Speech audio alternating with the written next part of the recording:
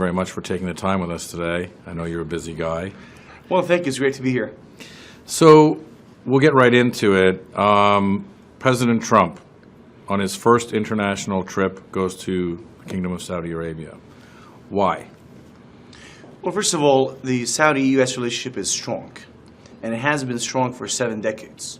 This relationship started with President Roosevelt, who's a Democrat, and has been strengthening since then with different presidents of the United States, Democrats and Republicans.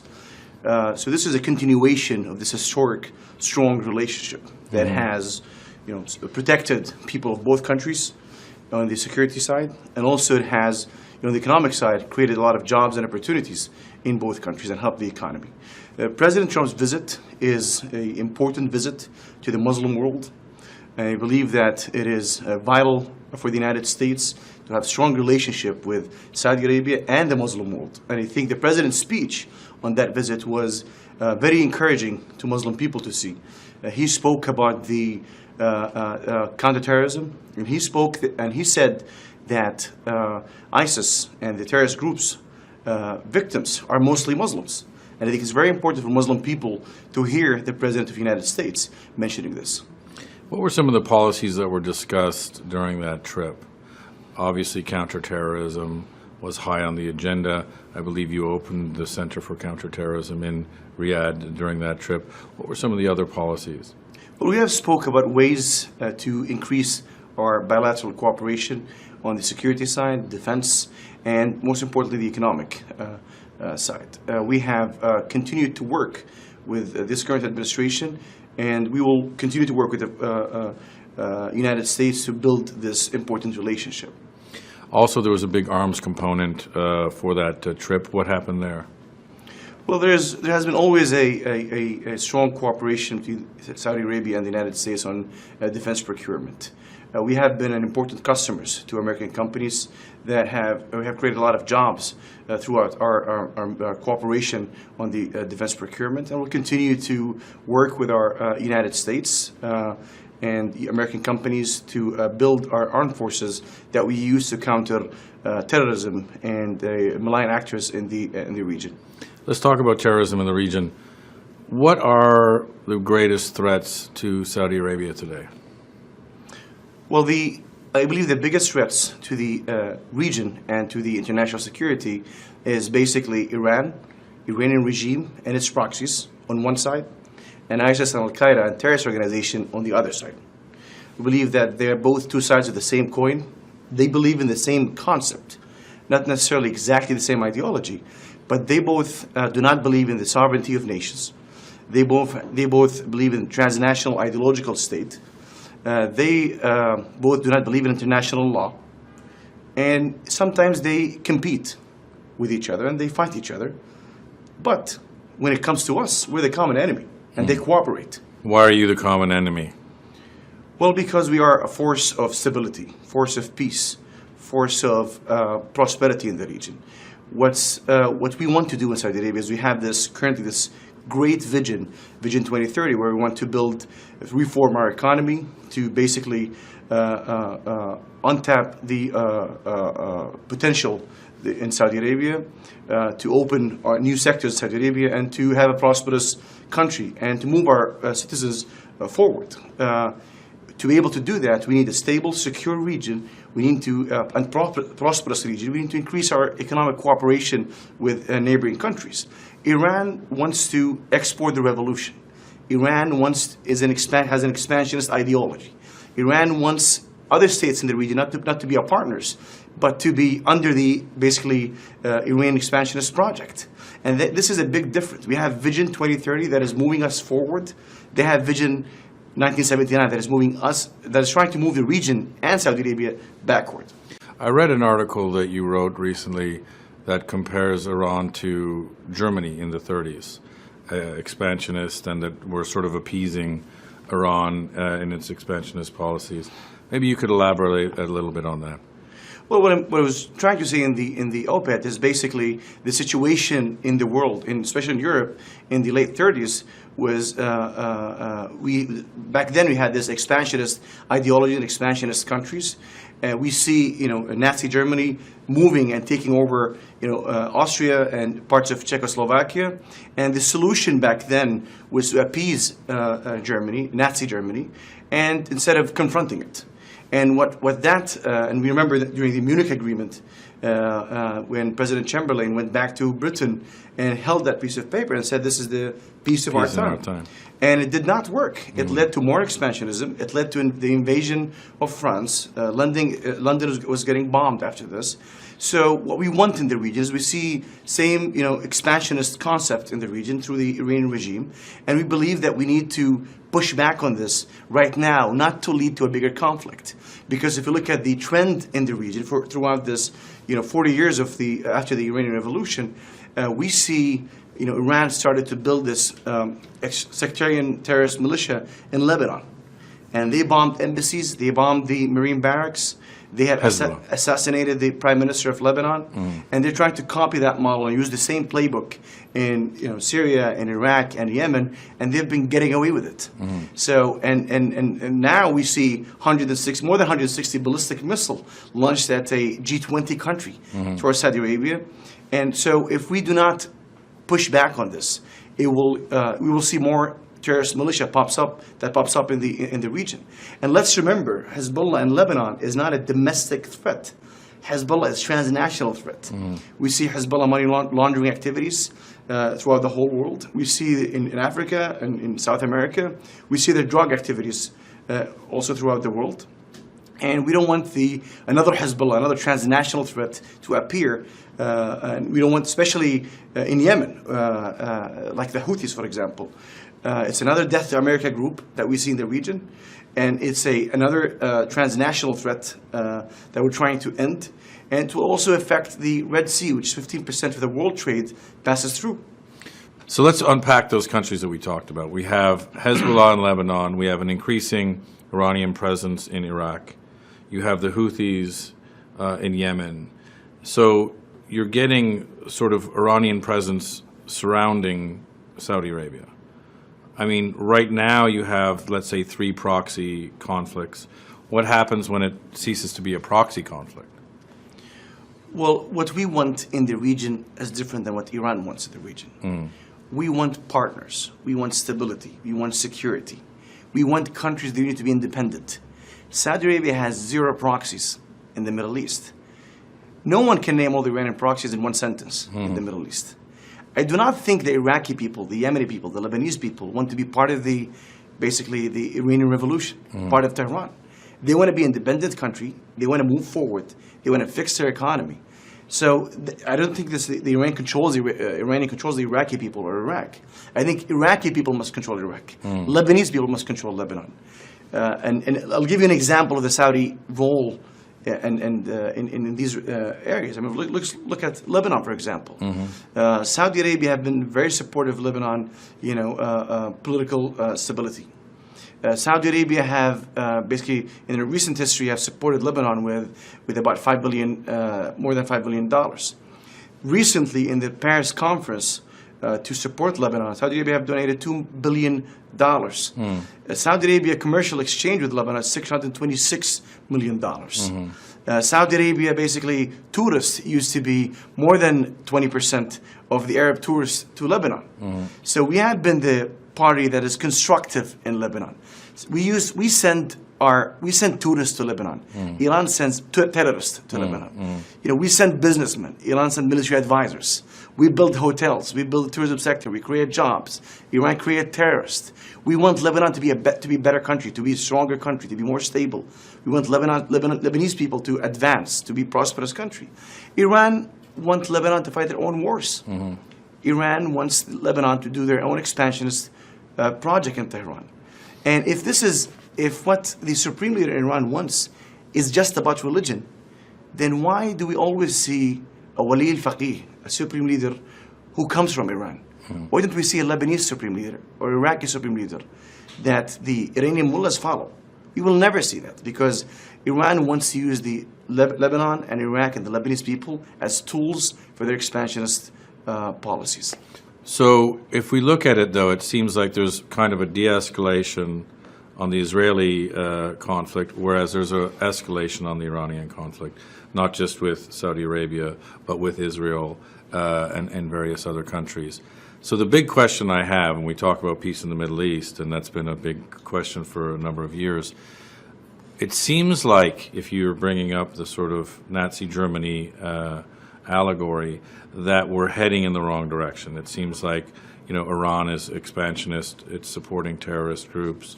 There's conflict in Yemen, there's conflict in Lebanon, there's conflict in Syria, there's conflict in Iran. Where does it end? How do we get to this peace in the Middle East? How do we move towards some sort of sane solution? Because we seem to be going in the wrong direction. That's a great question. It should be asked to the Iranian regime. We've asked them. Because we are the party that we did not launch, we did not shot any bullet towards Iran. We're not launching ballistic missiles towards Iran. They are the party that is doing all these malign activities in the Middle East. What I'm saying is we need to pressure the Iranian regime to stop these activities that will lead us to a bigger conflict. If we do nothing, just like we did in the past years, it will lead us to a bigger conflict, because 5 years ago there was no ballistic missile launched towards Saudi Arabia. 20 years ago there was no Iranian militia in Iraq. So if we the trend is a continuous Iranian regime escalation in the region that will lead to a bigger conflict. But also at the same time, Iranian regime is having problems. They are basically destructive force. They're creating instability in the region. They have problems with their own country. They're using their domestic politics to serve their foreign policy, their expansionist foreign policy, instead of serving their own people. Look at the Iranian currency right now. It's at worse positions. Look at the Iranian economy. Where is it heading? I believe that the Iranian regime should stop their malign activities and focus on the Iranian people, just like what we're doing in Saudi Arabia. I mean, look at what's happening is exactly the opposite. We in Saudi Arabia since 1979 have doubled our GDP is 10 times more than 1979. We in Saudi Arabia since 1979 have doubled our GDP is 10 times more than 1979. In Iran, we used to have basically close GDP in 1979. Now we're more than half, more than double of the Iranian GDP. Look at the GDP per capita. The Saudi people's GDP per capita is way more than the Iranians. Look at the basically life expectancy. If you live in Saudi Arabia, you'll live 4 years more than in Iran. Look at our health system. Look at our education system. Look at our social reforms, our economic reform in Saudi Arabia. In Saudi Arabia, there was never social media platform that was blocked. In Iran, they're continuing to block social media platforms. We're a country that wants to be part of the global system. We're proud of our values. We're proud of our cultures. We are modernizing. We are not westernizing or easternizing Saudi Arabia. We're moving forward based on our own values, but we're moving forward.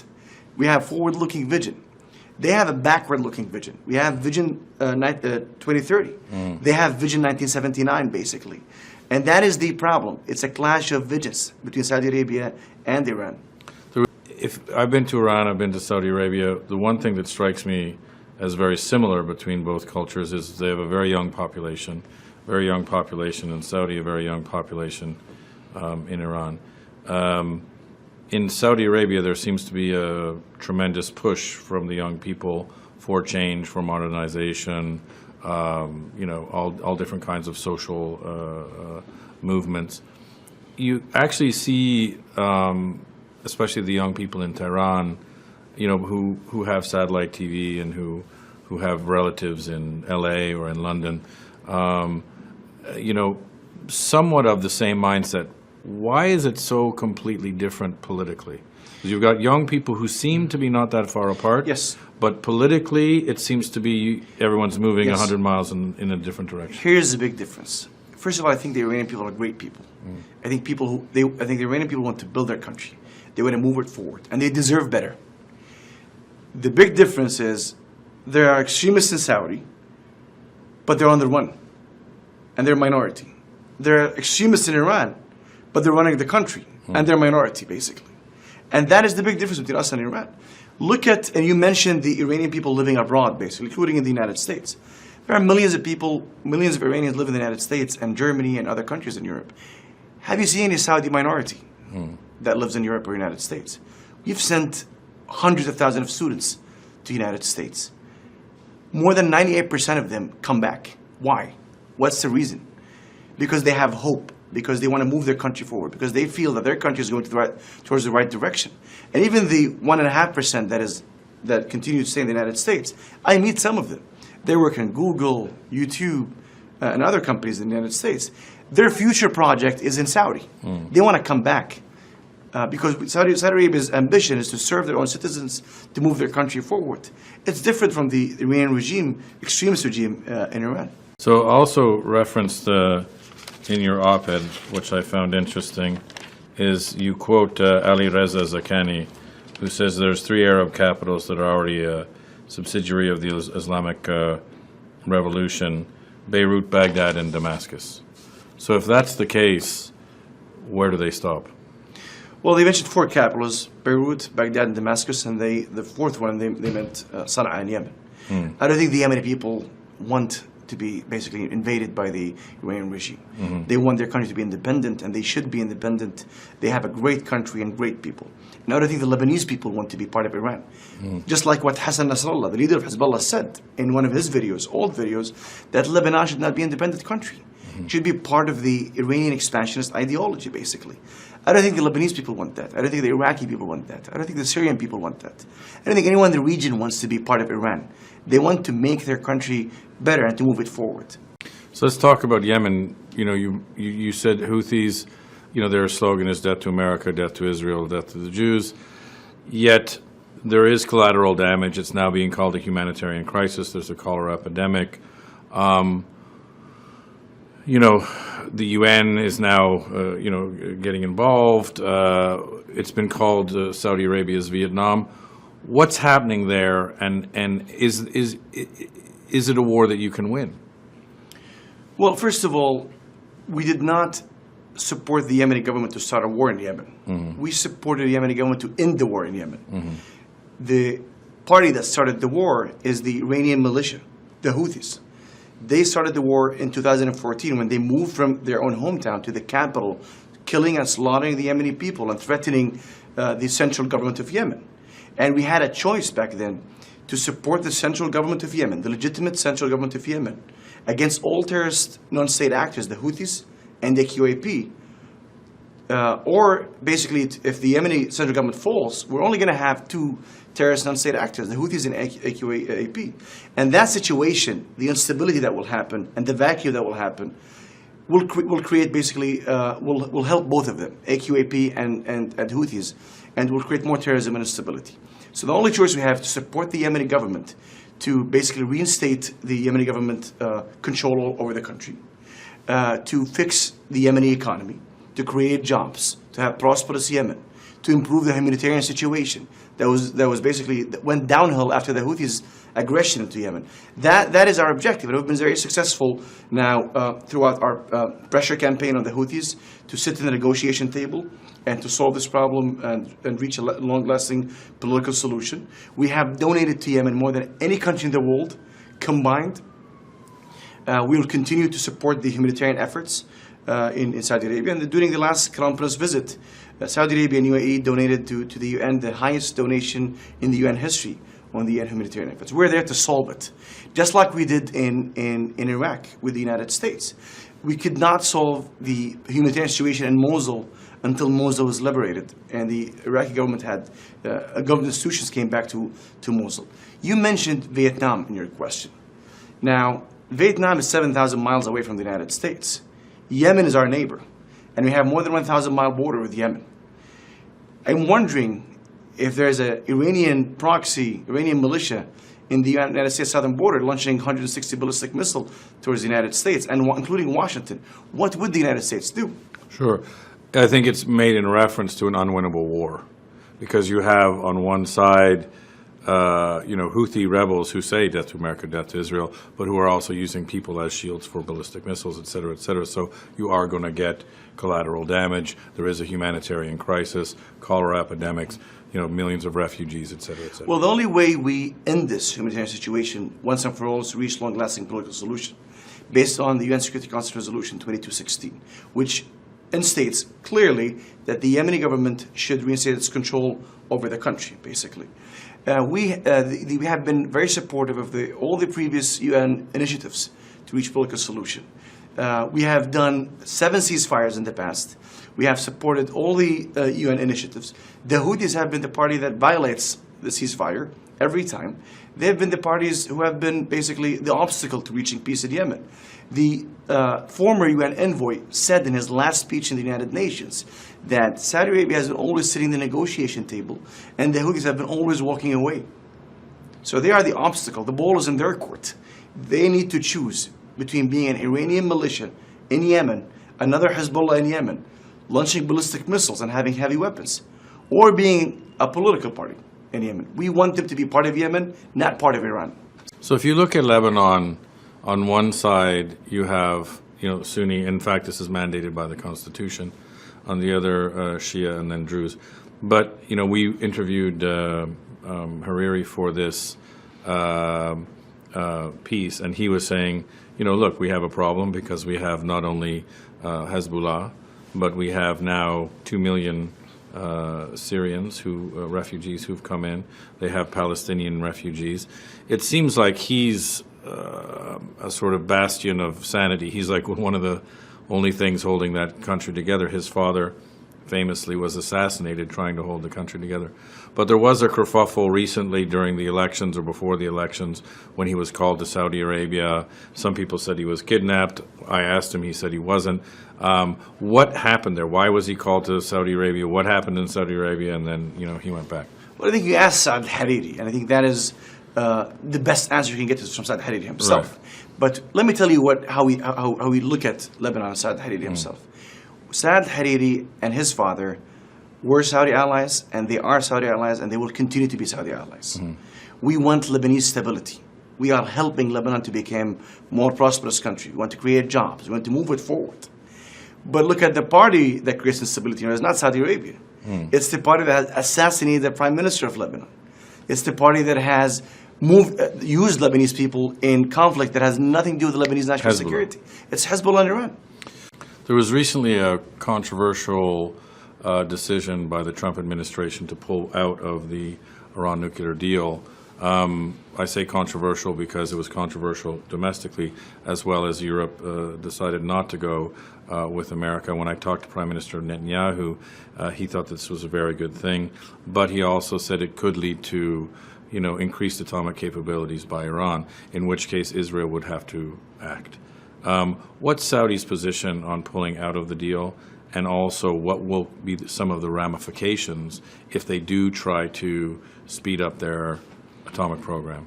Well, first of all, we stated that clearly, that we support the president's decision because it's exactly right. He's correct. What the deal did is it temporarily stopped a weapon that the Iranian regime do not have. But it empowered every weapon that the Iranian regime already have.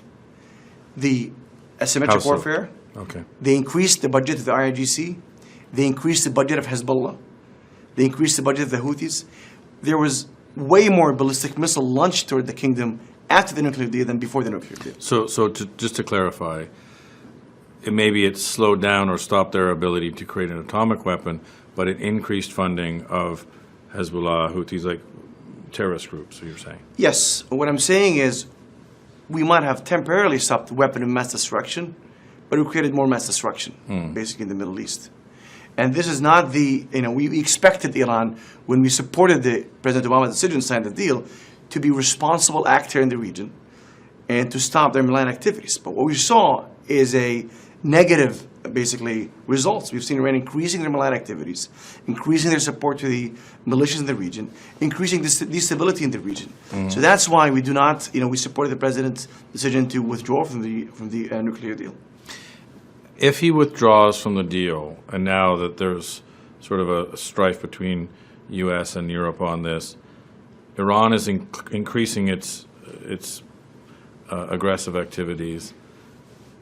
Israel is sort of getting ready for that. Maybe Saudi Arabia is getting ready for that. The GCC is getting ready for that. Doesn't that mean we're going in the wrong direction? Doesn't that mean we're going away from peace and towards more of a conventional war? Well, in your question, you said that we'll be going to the wrong direction. Mm-hmm.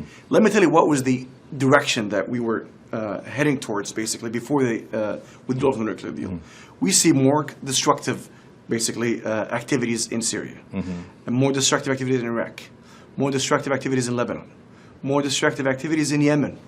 160 ballistic missiles launched towards Saudi Arabia, including the capital, a G20 country. So Iran actions was leading to a bigger conflict. If we pressure Iran, if we make them pay a price for what they do, it's going to do exactly the opposite. It will basically stop Iran from continuous escalation that will get us to a bigger conflict in the region. And that's why we need to use all our tools and all options that should be on the table. And what are those tools? Well, we need to obviously solve this diplomatically. We need to increase the economic pressure on Iran to reach basically a better situation in the Middle East. The Iranians will say that Saudi have funded, let's say, Wahhabism, and then therefore the extremism on the Sunni side. What do you have to say to that? Well, that is absolutely not true. Who is Osama bin Laden's number one enemy? Who is ISIS' number one enemy? What you have to do is listen to them. Listen to those terrorists and what they say. Their number one enemy is Saudi Arabia and the United States. Al-Qaeda have done 0 attacks in Iran. And Saudi Arabia have more than 100, throughout our history, more than 130 terrorist attacks in Saudi Arabia, including the Saudi government. So it doesn't make any sense if we're going to fund basically anything that would threaten our country. Osama bin Laden himself, in his document that was found by the United States in Abbottabad, said clearly that Iran was basically funder of their activities, and they said Iran helps them also logistically, and he mentioned Iran as a partner against Saudi Arabia and the United States. Listen to what Osama bin Laden say, look at his documents, and look at what they say also in their audio tapes. They're targeting Saudi Arabia, they're targeting the United States. Osama bin Laden's son, Hamza, he's in Iran, and he's issuing audio tapes against Saudi Arabia from Iran as we speak. A couple more questions. I know you're busy. If you talk to the Iranians, they'll say, look, the Saudis have American military bases. You know, Turkey is a sort of a NATO member. Pakistan, they'll say, is the home of extremism and the Taliban. Afghanistan, the Taliban and the American army. They portray themselves as surrounded. What do you have to say about that? Well, first of all, there is no U.S. base in Saudi Arabia currently. Second of all, what you're telling me is the Iranian activity is a reaction, is not an action. I don't think that is true. If it's reaction, why did they bomb a building in Argentina in 1994? Why did they assassinate an opposition leader in Mykonos restaurant in Berlin in Germany? Why did they try to assassinate Saudi ambassador in Washington? Why did they create a militia in Nigeria, for example? A sectarian terrorist militias like Hezbollah in Nigeria. What they do is what they say is what's written in the Constitution. They want to export the revolution through any means possible, and that's what they've been doing since 1979. The strategic goal never changed. Their tactics have changed throughout the 40 years that passed, and that's what they've been doing since 1979. A lot has been made about the new leadership in your country, yourself and your brother. Can you please tell us where you see the region going forward in the next 5 to 10 years? What I see in Saudi Arabia is under the king's leadership and the Crown Prince, we have an ambitious, exciting plan to move our economy forward, to move our society forward, to move our country forward, to improve our education system, health system, to improve our economy, to create basically an environment for tourism, to create basically an entertainment, to invest inside Saudi Arabia and outside Saudi Arabia. And we have been very successful since we announced this Vision 2030. And I believe that countries in the region should replicate what Saudi Arabia is doing. We should be forward-looking countries. We are proud of our past. Our past is bright, but we should look at the future as brighter. And that's our vision. People in the region should not be basically used by ISIS or Al-Qaeda or the Iranian regime to fight their own wars. They should basically work to improve their countries, to move their countries forward, to have prosperous economy, to make to create jobs, to create opportunities. And that's what we're looking for in Saudi Arabia. But if you're moving forward, and let's say UAE is moving forward, Bahrain, certain places, what happens if Iran says no, and we're going to keep doing what we're doing? We're going to keep on expanding. We're going to keep on sponsoring. Well, we in Saudi Arabia and the international community should work together to push back on any country that is violating the international law, country that is basically pulling the world backward, country that is creating terrorist militias. That's the only option. And that's exactly what I said in my op-ed. We need to push back on these activities before we reach a bigger conflict that we all do not want.